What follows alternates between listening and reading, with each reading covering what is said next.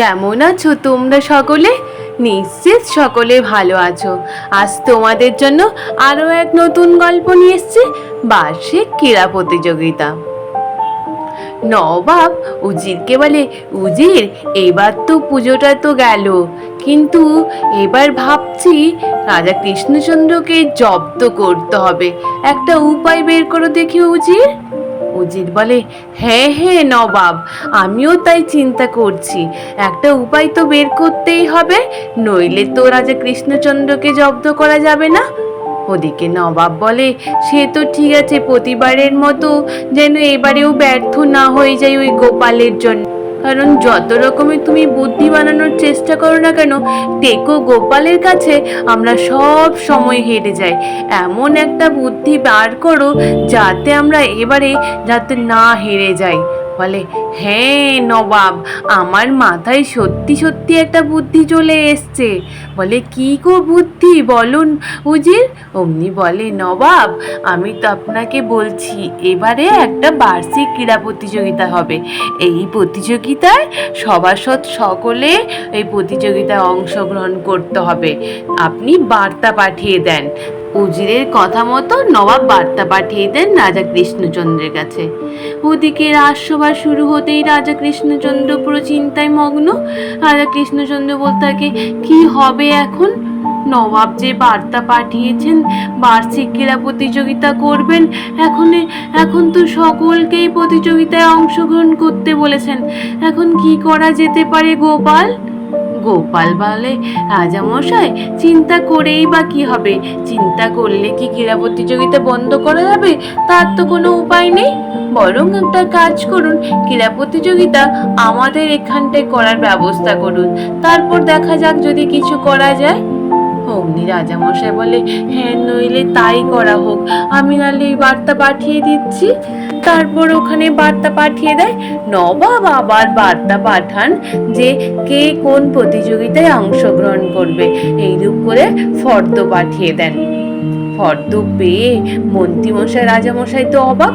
মন্ত্রীমশাই বলে, দেখেছেন রাজামশাই, এই ক্রীড়া প্রতিযোগিতায় ফর্দতে কি লিখেছেন নবাব?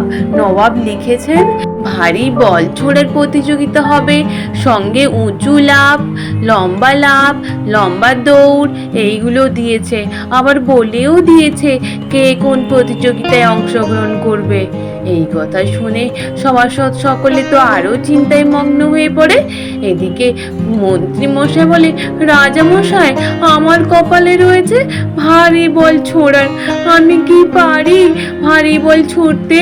ও গোপাল, গোপাল, এবার কোনো একটা বুদ্ধি বের করো গোপাল। গোপাল বলে, আমি আবার কি বুদ্ধি বের করাবো মন্ত্রী মশাই? বলে, কেন? এখন তোমার মাথায় বুদ্ধি বেরাবে না, অন্য সময় তো ঠিক বুদ্ধি বেরিয়ে আসবে।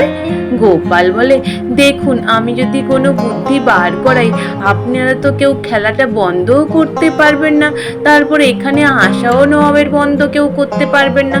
সুতরাং নবাব তো এখানে আসবে আর খেলা তো হবেই।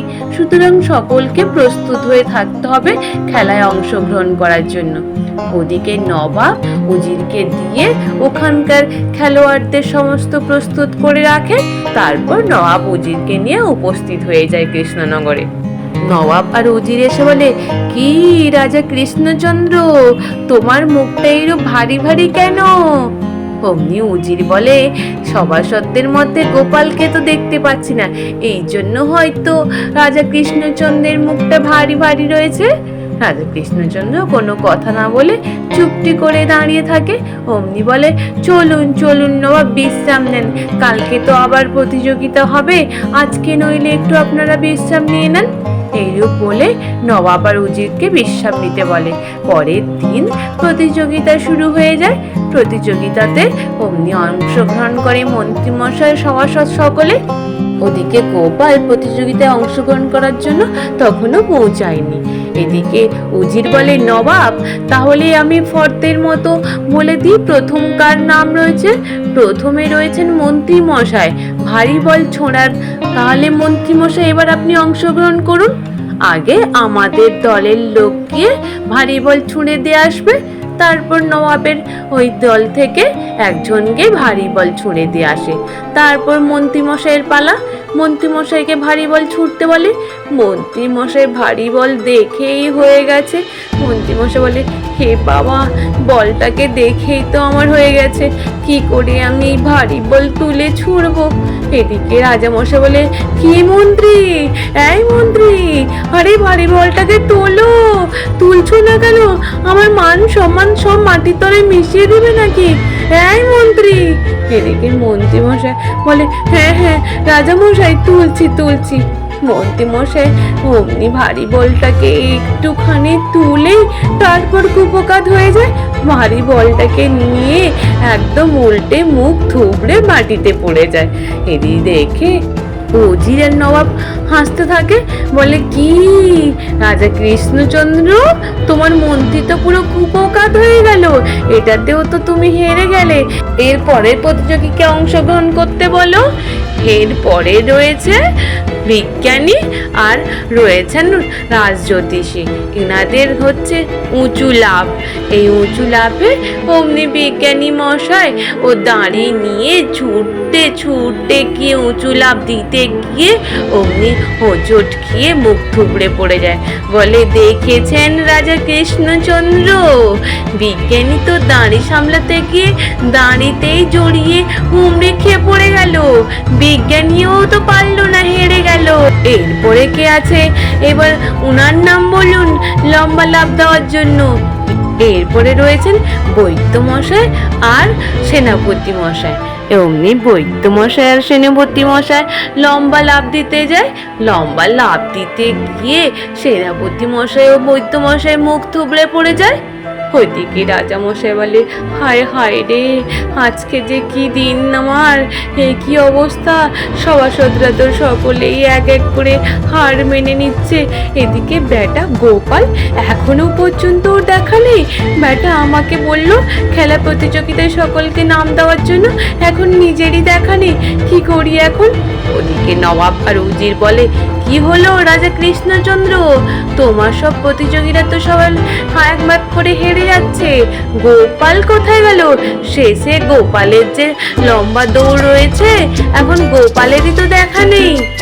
ওদিকে গুলটে পুটি ন্যাপলারা বলে, দাদু তো এই তো চলে এসছে। অমনি গোপাল এসে বলে, এই যে আমি এসছি লম্বা দৌড় দেওয়ার জন্য, কিন্তু একটু আমাকে সময় দিতে হবে। তারপর গোপাল আবার কোথায় চলে যায়।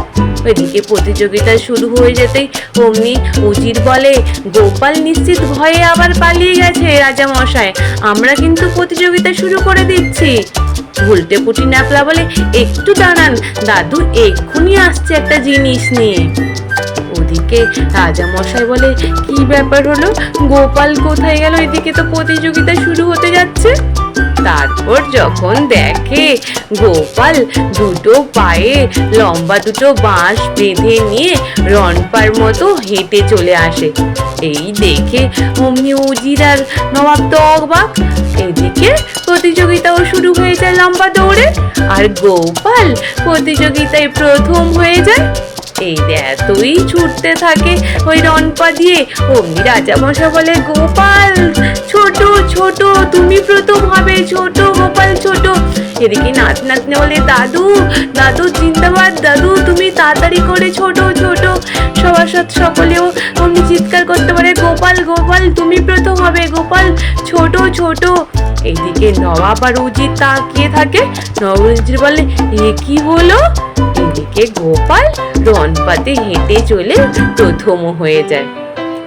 ওইদিকে রাজা কৃষ্ণচন্দ্র বলে, কি হলো নবাব, হারলেন তো আপনারা, গোপাল আমাদের জিতে গেল।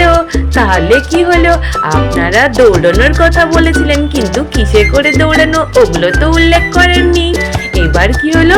বলে, হ্যাঁ রাজা কৃষ্ণচন্দ্র, এবারেও তোমার কাছে আমরা হার মানলাম। আজ এই পর্যন্ত।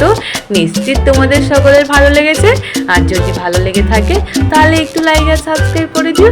আর তোমরা সকলে ভালো থেকো, কেমন? টাটা।